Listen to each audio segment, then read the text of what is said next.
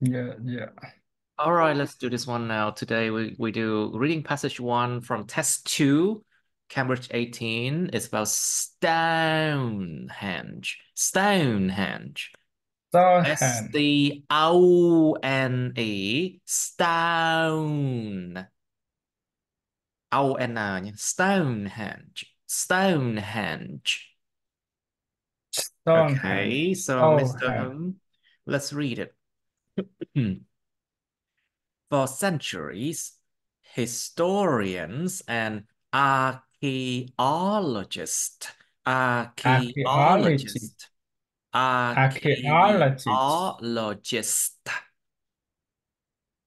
archaeologists have puzzled over the Ho, many Hoyo. mysteries Hoyo. many mystery of Stonehenge, a prehistoric monument that took an estimated 1500 years to erect. Located on Salisbury Plain in southern, chứ không phải là Southern đâu. Southern. Southern, Southern. southern. So if you look at this one, you can see this Southern. one is pronounced like sudden, Southern. sudden, Oh, Southern. Not Southern. southern, southern, Southern. southern, Southern. Southern. sudden. Southern. Southern. In southern England, it is comprised of roughly, it is comprised of roughly 100 massive upright stones placed in a circular layout. Let's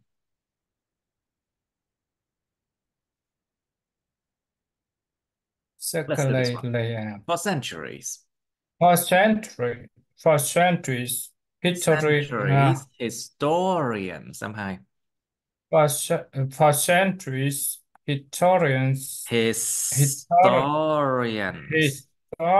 historians For and centuries, archaeologists, historians. historians, historians, historians, and archae, archaeologists, archaeologists had puzzled over the many Mystery, of mystery, mysteries, mystery, mystery, mystery. mystery, mysteries, Have puzzled over the many oh, mysteries of Stonehenge. had puzzled over the many mysteries of Stonehenge, a Stonehenge. For centuries, historians and archaeologists have puzzled over the many mysteries of Stonehenge, a prehistoric monument, a prehistoric monument, Prehistoric monument. a prehistoric, Prehistoric monument. prehistoric, prehistoric monument, Monument. monument, monument, Prehistoric prehi- monuments. prehistoric monument, Monument. monu, monument, Prehistoric monument, monument. Monument. prehi- prehis, prehistoric Nhớ âm monument, to đấy. Prehistoric. prehistoric, Prehistoric monument. prehistoric, prehistoric monument, Monument. monument, prehistoric Monument. monument, prehistoric monument that took an estimate uh, 1,500 years to erect, erect, To to erect. erect, To erect. erect, To erect, erect. Erect. Động từ nhé không hai. To to erect. erect. A prehistoric, a prehistoric monument that took an estimated 1,500 years to erect, Erect. to To erect, erect. to erect, located on Salisbury Plain in southern, Sudden. uh, Sudden England. Sudden England. in southern England. It is comprised of roughly one 100 masses of bright stones placed played in a cus a cur- play in a Kirkley layout for century For centuries. historian For centuries. for centuries historians and archaeologists have puzzled over the many mysteries of Stonehenge, a prehistoric monument that took an estimated Prehistoric. 1,000 Okay.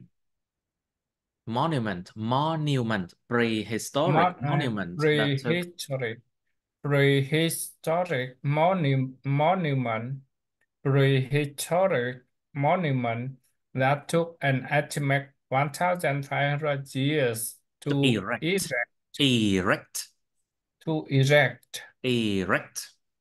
1,500 years to erect. Located on Salisbury Plain in Sudden. Sudden. Sudden. Sudden. southern Ít England. á, cái âm mà cái A giống In mũ á. Ít. southern, Sudden. Sudden. in southern, In in sudden. southern, Sudden England. in southern, in southern England. It is comprised of roughly 100 massive upright stones placed in a What?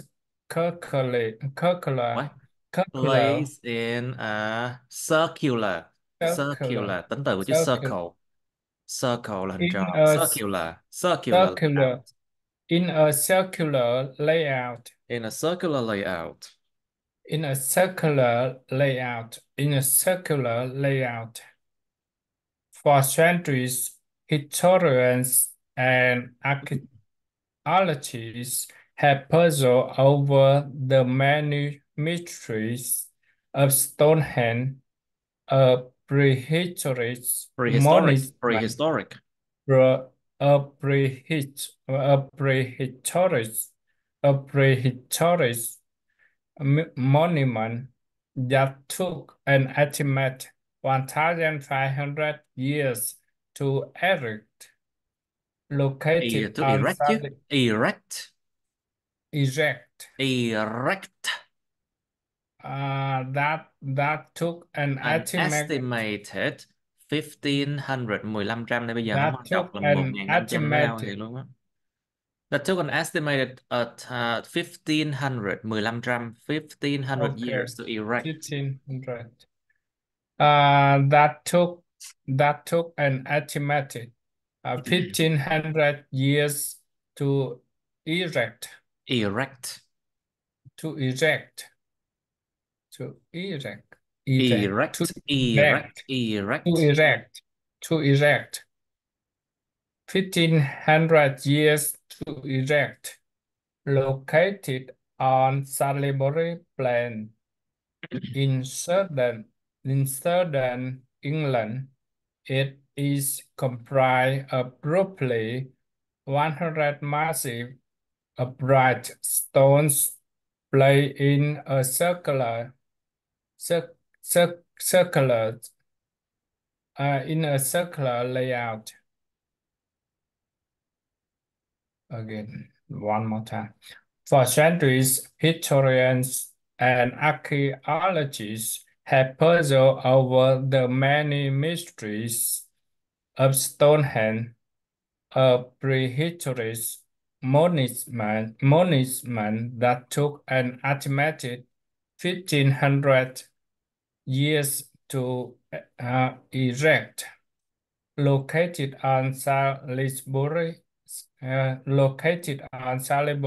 Plain in southern England, it comprised Comprised of roughly of roughly 100 masses of upright bright massive stone, IV 100. massive, Giờ không ai đọc là 100 100 tới đâu, đọc là massive, 100 không à. 100, but roughly 100, a a hundred, hundred, a roughly hundred a massive, hundred massive upright stand roughly, roughly, roughly 100 massive upright stones placed in a in a in circular layout. circular, circ- Circular layout. circular, in a circular layout, located on Salisbury's Plain in southern England. It is comprised of roughly 100 massive upright stones placed in a Circular layout. circular in Circular in a layout. circular in It's a a circular, circular circular, circular layout layout. in a circular layout. Okay, let's continue. Place place Archaeologist. Archaeologist. Archaeologists archaeologists believe England's archaeology most iconic prehistoric prehistoric ruin, prehistoric prehistoric, prehistoric, prehistoric iconic, prehistoric iconic, iconic, prehistoric prehistoric ruin, ruin prehistoric ruin was prehistoric built in several stages. Arch- archaeologists believe England's most iconic Mm-mm. prehistoric Most, most, most most most, most M-O-S-T, iconic M-O-S-T, most, most most iconic prehistoric ruin uh, most iconic prehistoric ruin was built in several stages with the earliest constructed 5,000 or more years ago. First, Neolithic, Mhm. Neolithic Britain, Neolithic Britain used prime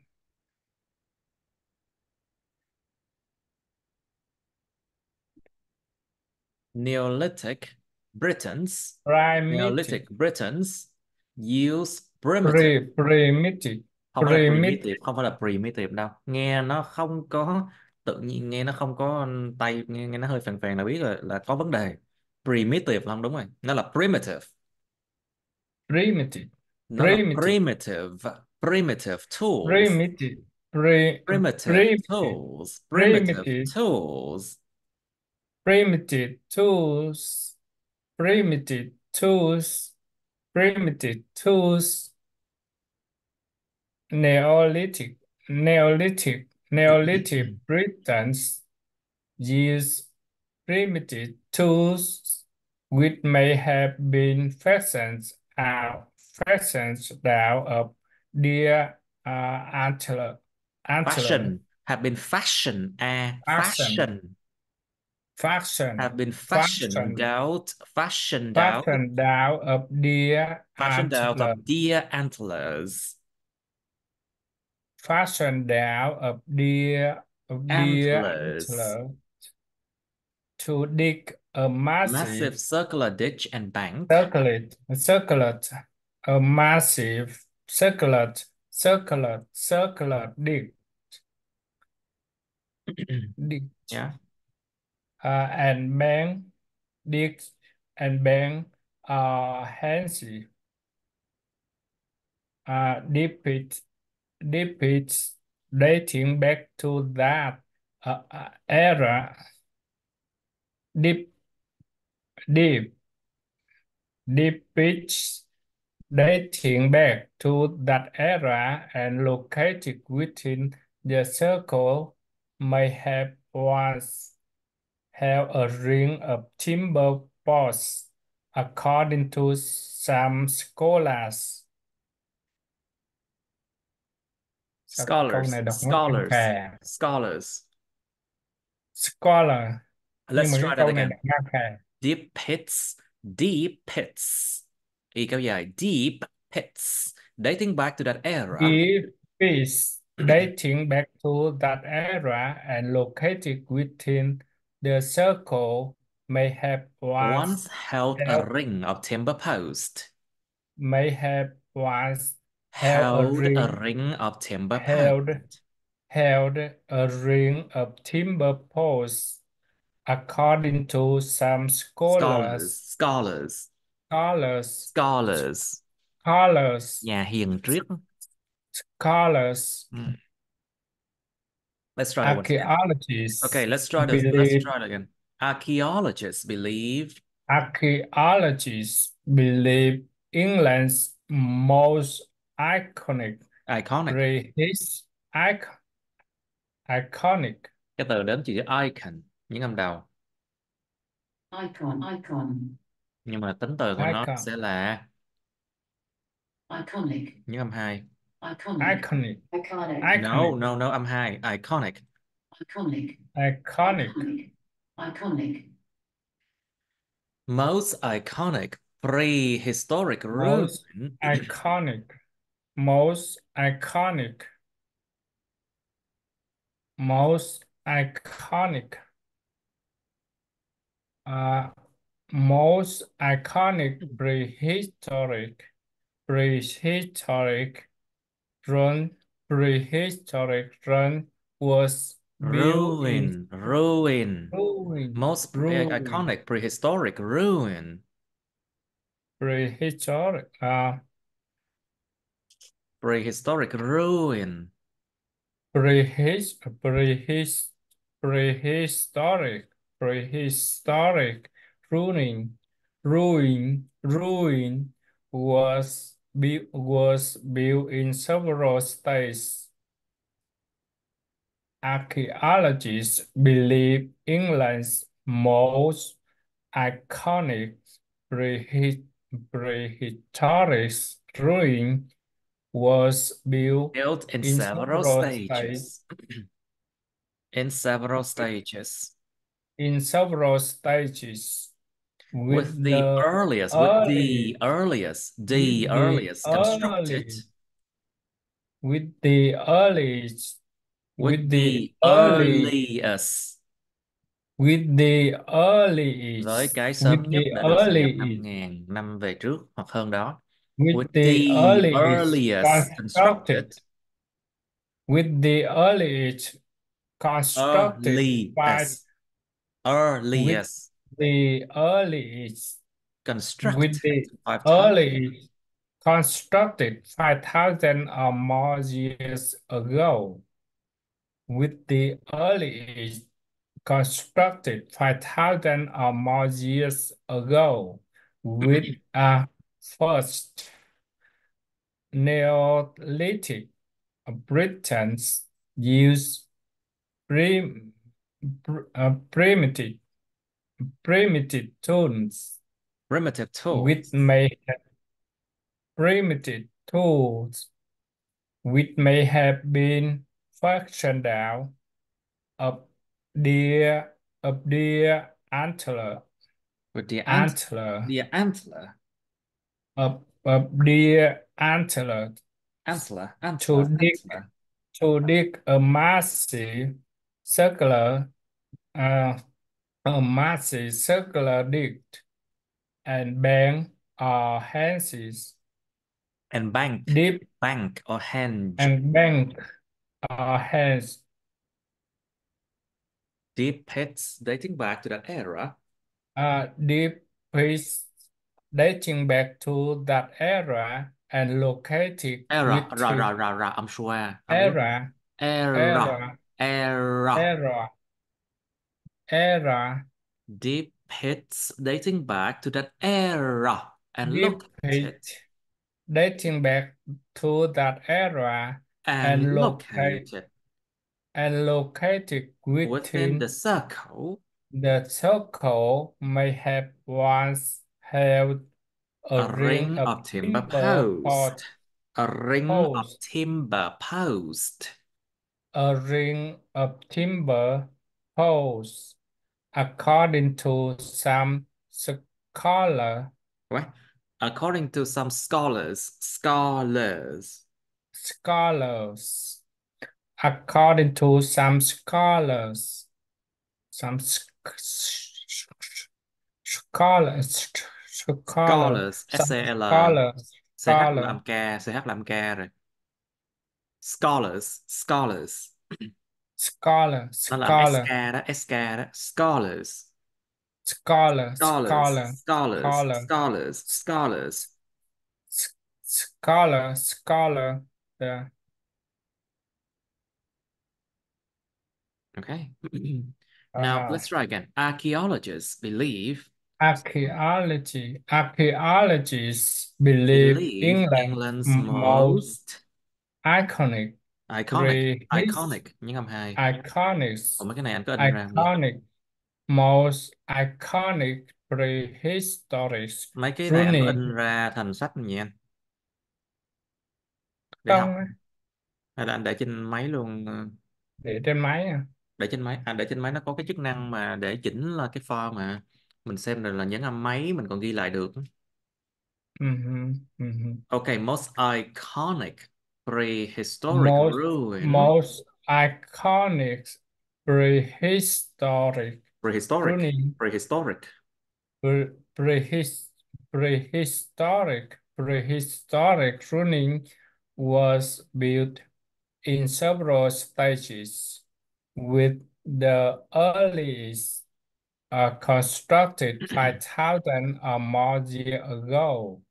First, Neolithic Britain used primitive, prim, primitive Primitive. tools, primitive, primitive, primitive tools, which may have been fashioned down of deer Antlers.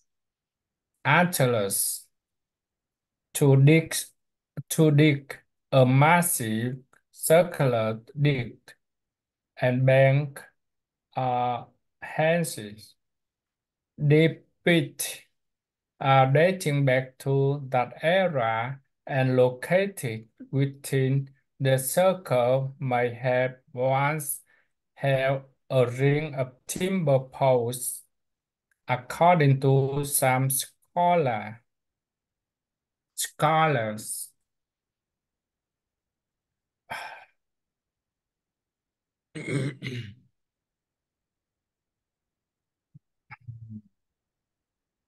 Archaeologists believe England's most iconic, Iconic, prehistoric, iconic, iconic. iconic, most iconic, most iconic prehistoric running Was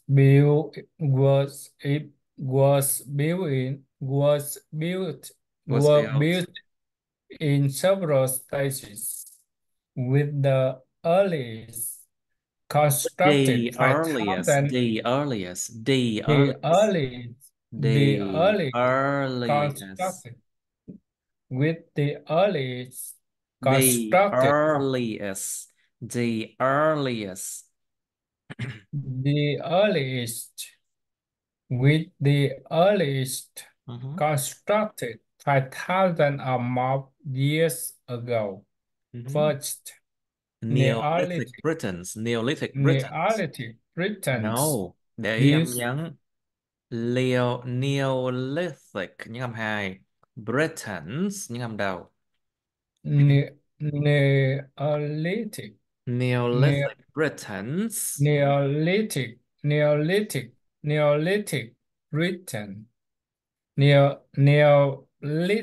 Neolithic Britain used Primitive, primitive, primitive tools, primitive tools which may have been fashioned out of deer antlers. primitive tool, primitive tools which may have been fashioned out of Deer antlers, antlers. to dig to dig a massive circular ditch up and bang our hands depicts dating back to that era and located within the The circle. circle may have once The held circle, the circle may have once held a ring of timber posts, according to some scholars.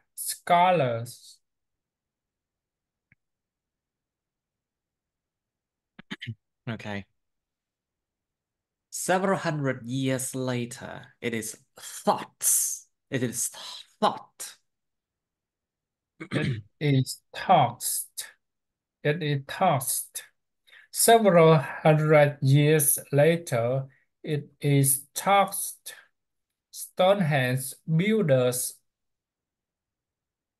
hoisted, hoisted, hoisted, and Hoisted an estimated 80 hoisted, blue stones. and 80 estimated blue stones. 80 blue stones, Blue stones. blue stones, Stone. uh, O-N. O-N. Blue stone. stone, stone, O-N. O-N. oh, Stones. Blue stone, stones. oh, stone, Blue stones. Nó phải đều điệu Stonehenge, xíu. Nó phải đều điệu xíu. Blue stones. blue stones, blue stones, yeah, and 43 of estimated, which remain today. and yeah, an estimated 80 blue stones, 40, 43 of which 43 remain of which today. remain today into standing positions Ah, and position, position, position, position position. into standing position into standing positions and played them in Either either a horseshoe either either a horseshoe or circular formation. in either a horseshoe or circular Circular circular formation, formation circular formation. and circular formation circular formation circular formation. These stones Stone, O-N-S, throw these stones. Ow, these ow, ow, ow, throws ow, ow, ow, oh ow, ow. These stones, these stove stones stove stove these stones have been traced have been traced all the all the way way to the have been Presley Hills traced in Wales. have been traced all the way had Presley. How do you pronounce this one? Presley Hills. Nó phải là Preseli đó. No, I'm sure it's not Preseli. It's Presley Hills, I think. Anyway, have been traced all the way to the Presley Hills in Wales. Some oh 300 kilometers from Stonehenge. all the way to the Presley Hills, Presley, Presley Hills in Wales, some 300 kilometers from Stonehenge. These stores have been traced all the way to the Presley Hills in Wales, some 300 kilometers from Stonehenge. How then did prehistoric builders with Prehistoric. prehistoric prehistoric prehistoric prehistoric builders without so sophi- sophisticated sophi- Sophisticated. sophisticated Sophisticated. sophi- sophisticated sophisticated Sophisticated. Sophisticated. sophisticated sophisticated sophisticated sophisticated tools Tools. tools Tools. tool sophisticated tool and engineering house and engineering Or house engineer nhưng mà engineering hold these boulders. engineering hall Hold and these boulders.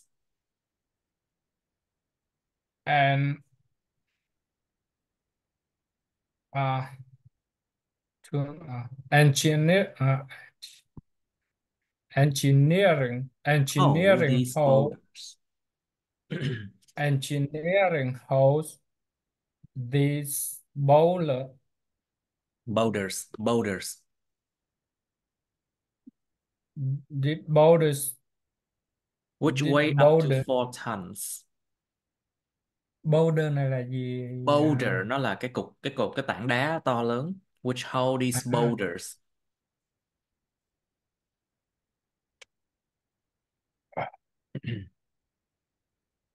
Boulder, boulder, boulder, very boulder. large rock Boulder. Our engineering hold these boulders, which weigh up to 4 tons over such a great distance. Let's try it.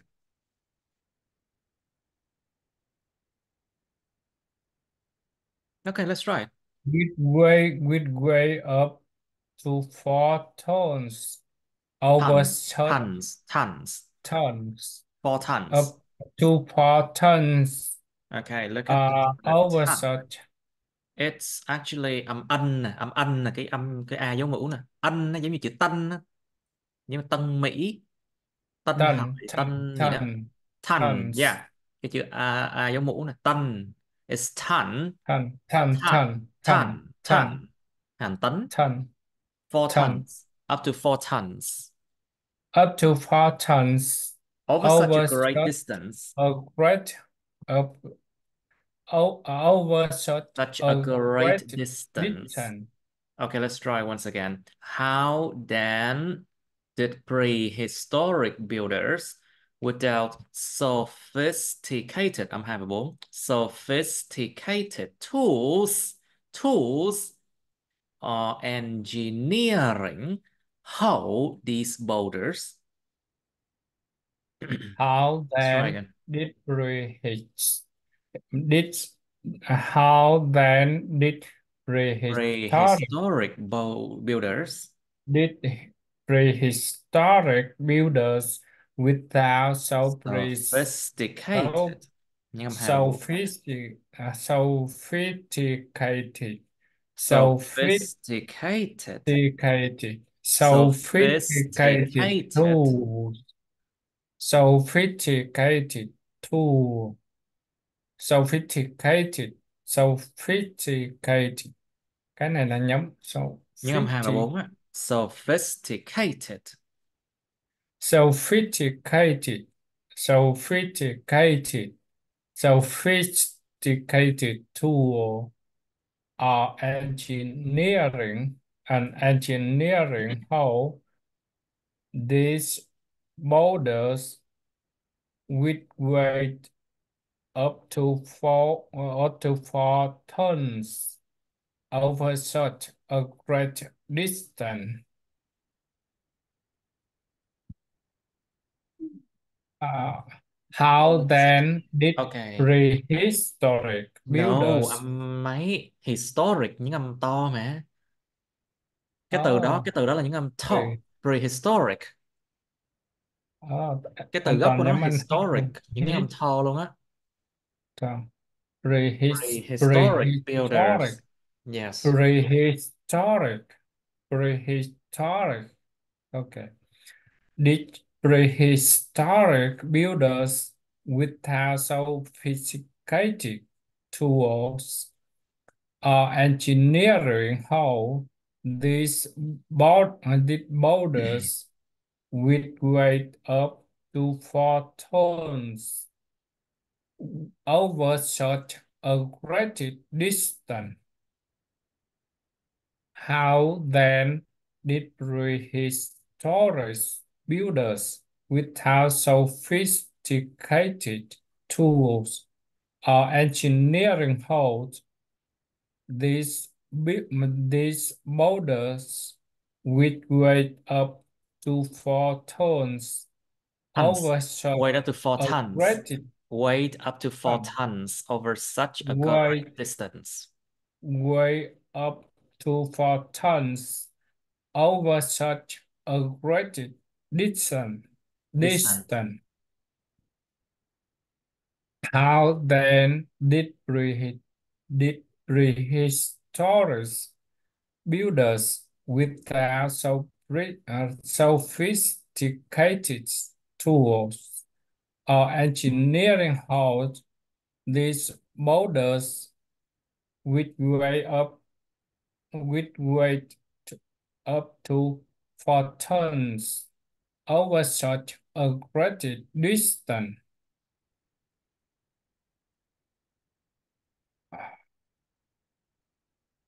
Again, several hundred years later, it is thought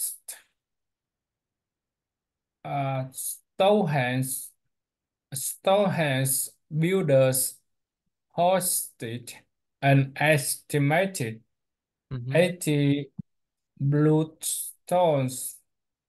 stones, 43 of which remain today into standing positions and place and place them uh, in ether. Mhm. Cái từ này là Let's try once again. Let's try once again.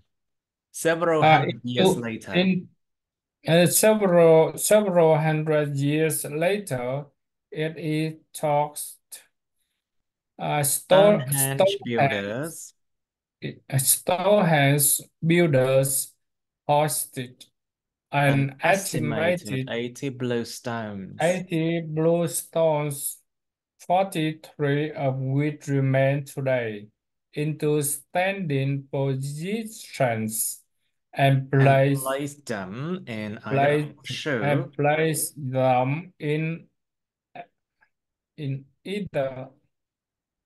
in either a horseshoe and place them in either a horseshoe or circular. horseshoe. SH đằng sau.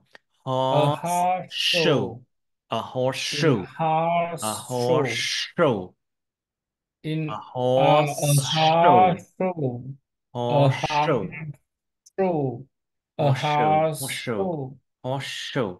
in a horseshoe are circular formation. These stones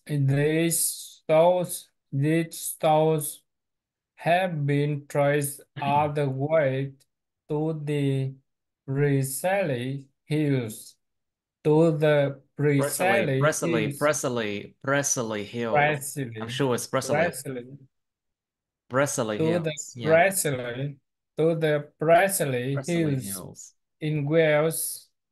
Some 300 kilometers from Stonehenge. How then did prehistoric builders How then did prehistoric builders without sophisticated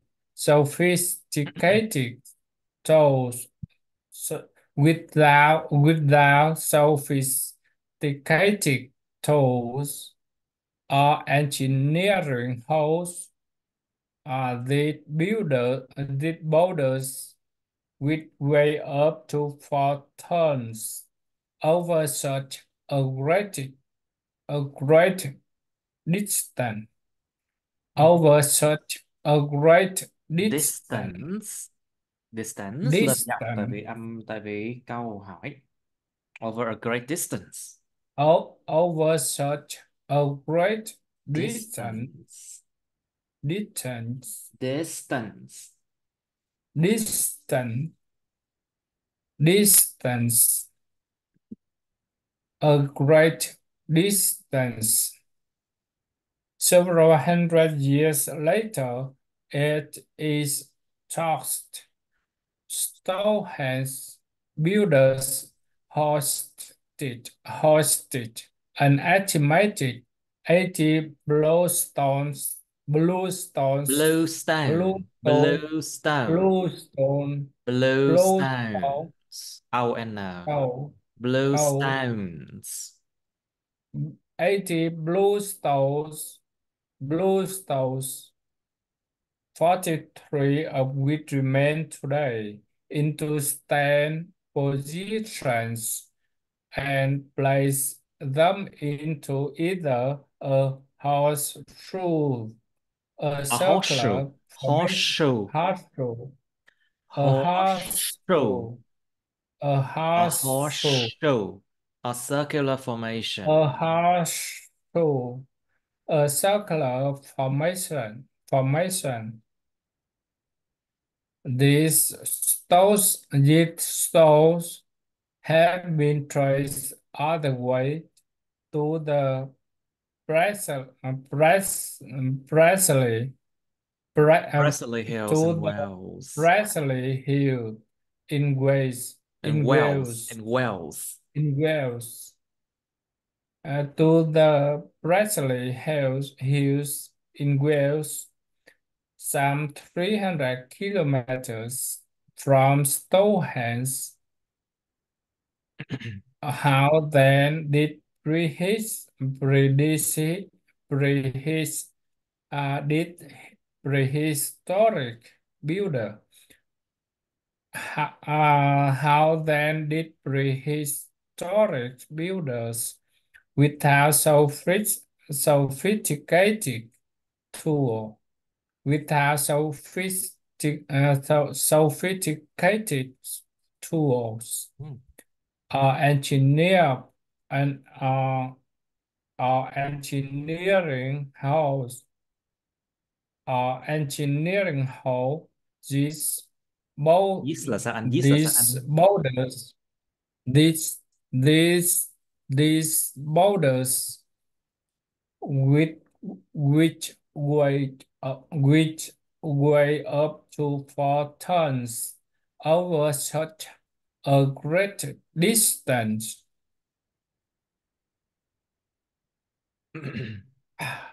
Nó cứ lắc It's ngắt giống như hard. đọc I mà không know có it's năng lượng hard. á. Okay, I know Ừ. it's hard.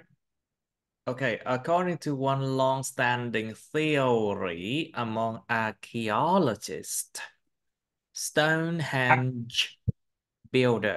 Stonehenge builder, tại vì cái âm j nó mạnh quá so với cái âm s này, cho nên nó sẽ lấn át luôn nè, chứ không phải là Stonehenge, à, chứ không phải là Stonehenge. Stonehenge. Stonehenge, không, nó là Sto- Stonehenge builders. Cái âm DZ nó mạnh quá, nó lấn át luôn âm s luôn. Stonehenge builders fashioned Stonehenge, sledges. Stonehenge, Stonehenge builders Stonehenge builders factions select according to one long-standing theory among archaeologists. Stonehenge builders faction select sledges and rollers sledges and rollers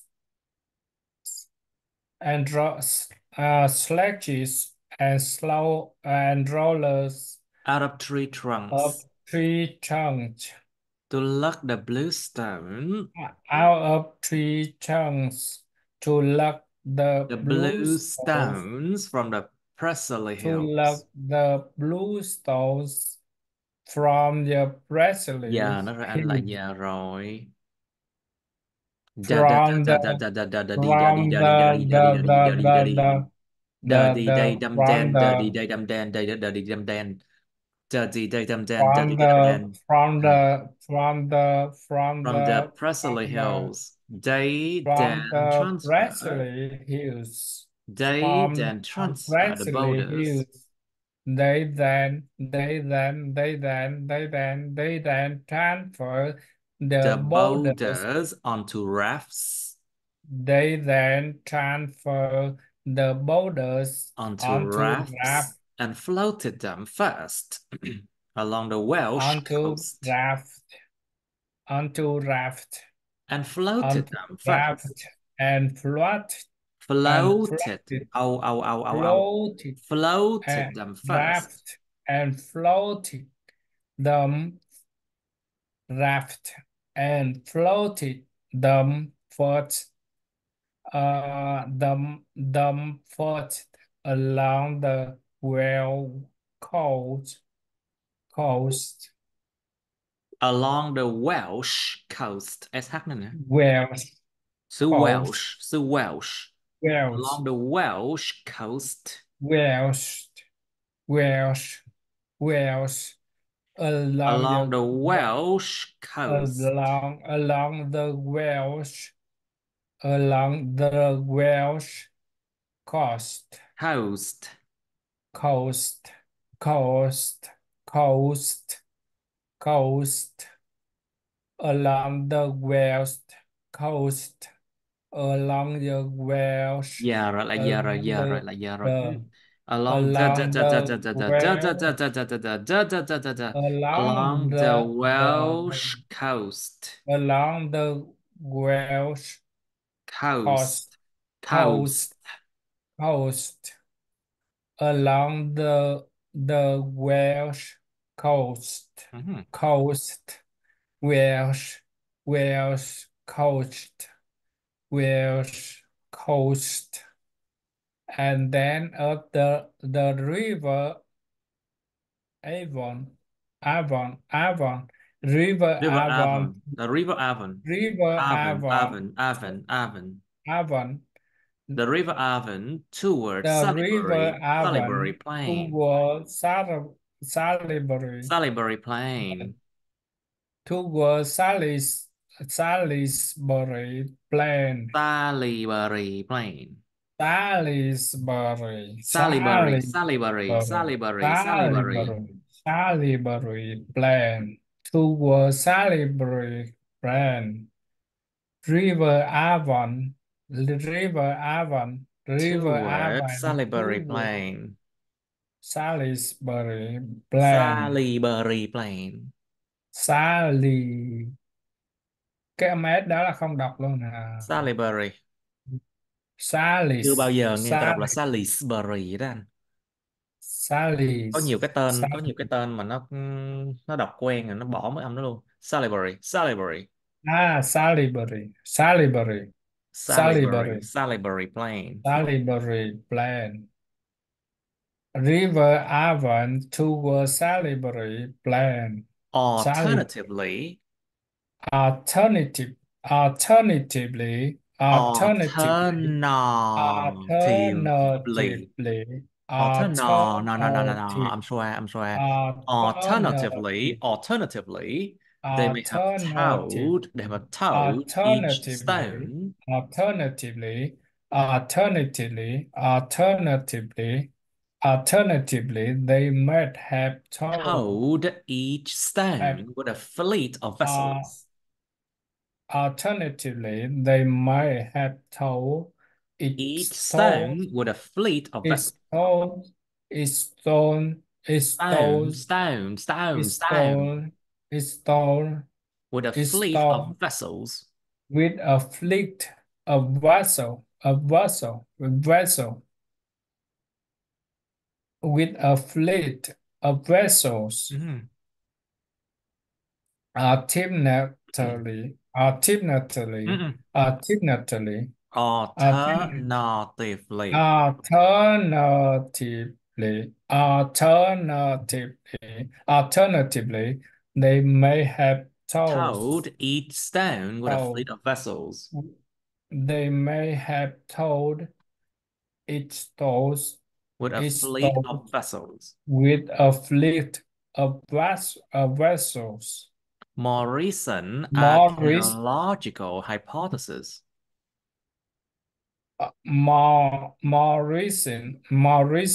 Morrison, archa, archaeological, Archaeological, archaeological archaeological, archaeological, hypothesis, hy, archa, archae, archaeological, nhưng mà ló đó. Archaeological hypothesis. No, archaeological, no.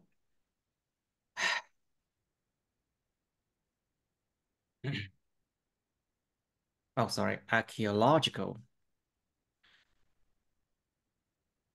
Archaeological, Ló nhưng mà ló. archaeological, archaeological, archae, archaeological, archae, archaeological, archaeological, archaeological, Archaeological hypothesis.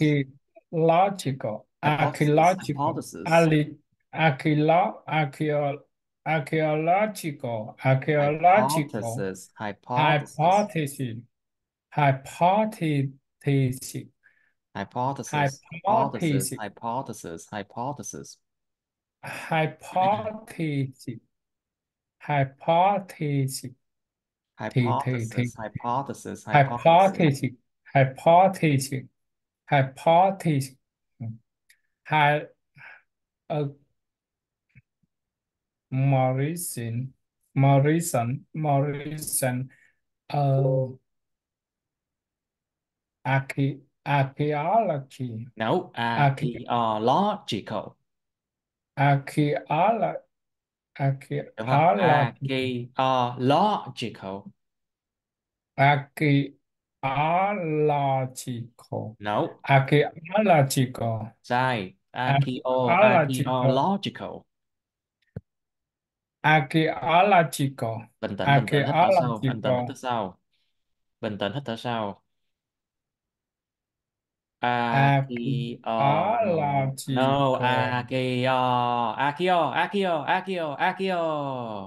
archaeological, archaeological. Nó là 6 âm, những âm 4. Archaeological. Try again. archaeological, Logical. Let's archae- just say again. Logical, logical, logical, logical, logical, logical, logical, logical, logical, logical, logical. logical, logical, Archaeological. archaeological, archaeological,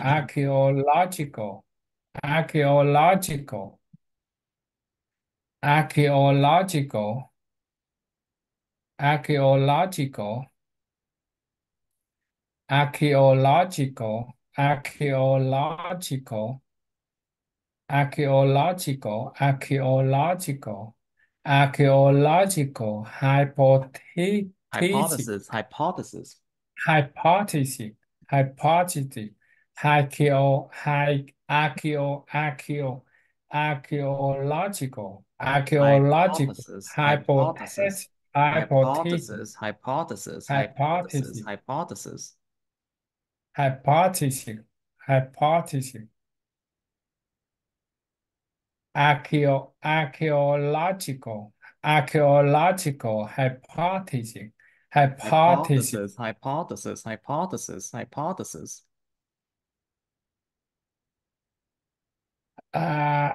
Archaeological hypothesis, Hypothesis, more recent, hypothesis, hypothesis, hypothesis.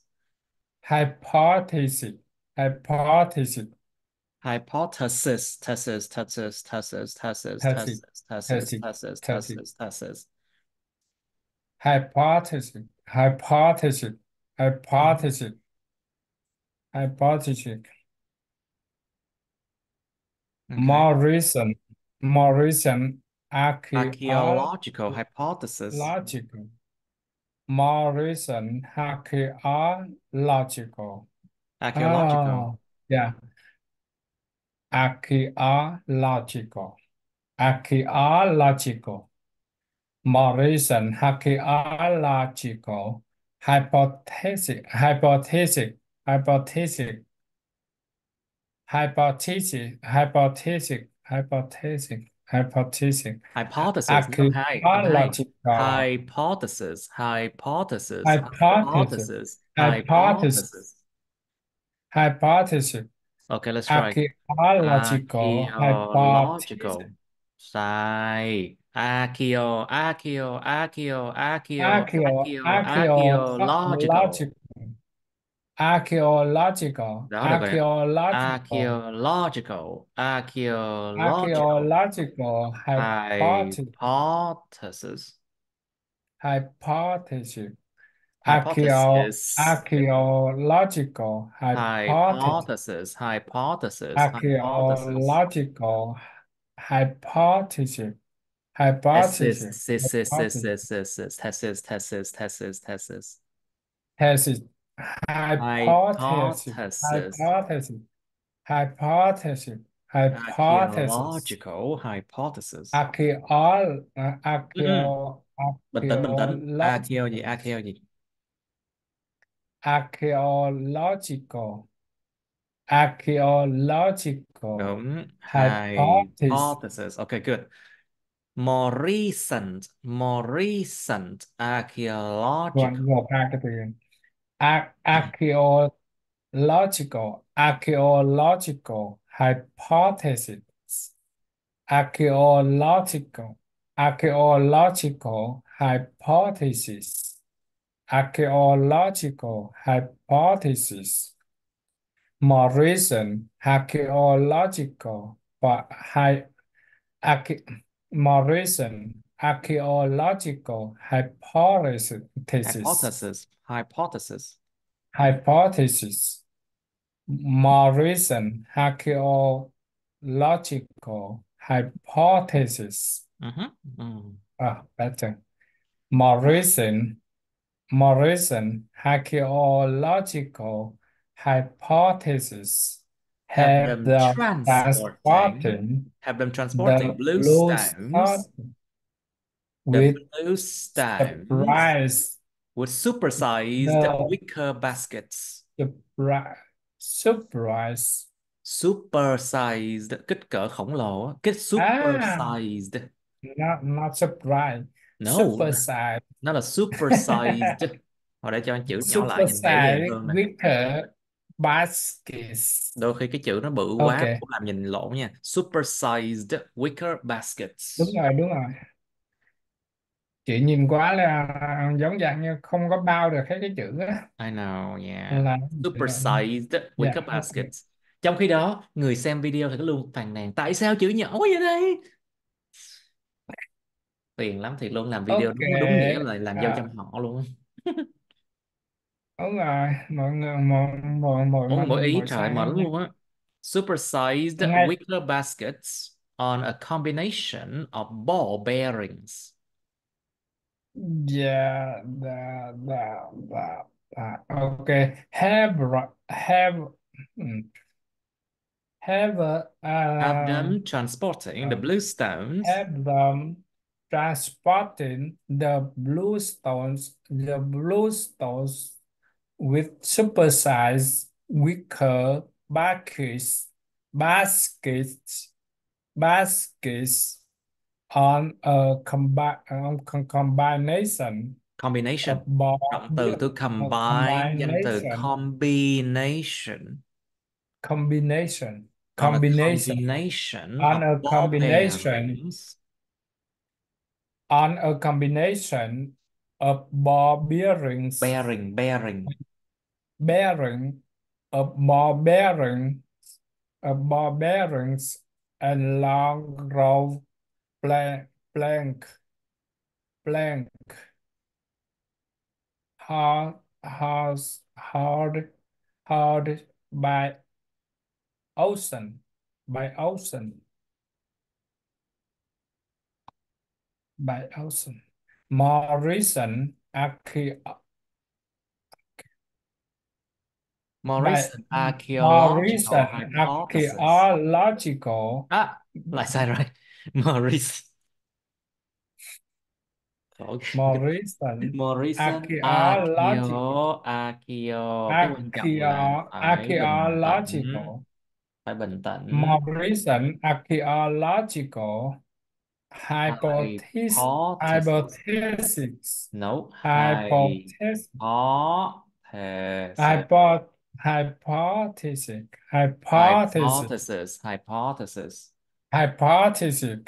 archaeological Hypothesis. Hypothesis. Hypothesis. hypothesis hypothesis Thesis. archaeological Hypothesis. hypothesis hypothesis Thesis. Sis. Es. Hypothesis. hypothesis Sis. Sis. hypothesis Sis. Sis. hypothesis hypothesis. Ôi trời ơi, sao này như con gà mắc tóc.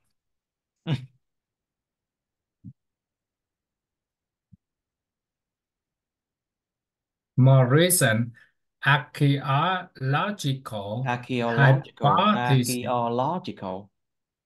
Archaeological. archaeological hypothesis. More recent archaeological hypothesis Hypothesis. archaeological hypothesis hypothesis hypothesis had them transporting the bluestones with supersized wicker On a baskets combination on of a ball bearings. combination of ball bearings and long grove blank hot by ocean. Like more recent archaeological hypothesis archaeological hypothesis had them transporting the bluestones with supersized wicker baskets On a on a combination of combinations on a combinations of ball bearings and long grove blank hot by ocean.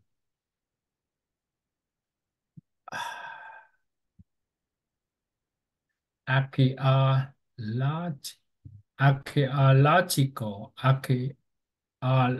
archaeological, archaeologics, archaeological, archaeologics, archaeology, archaeologics, archaeological, archaeological. Archaeological. archaeological.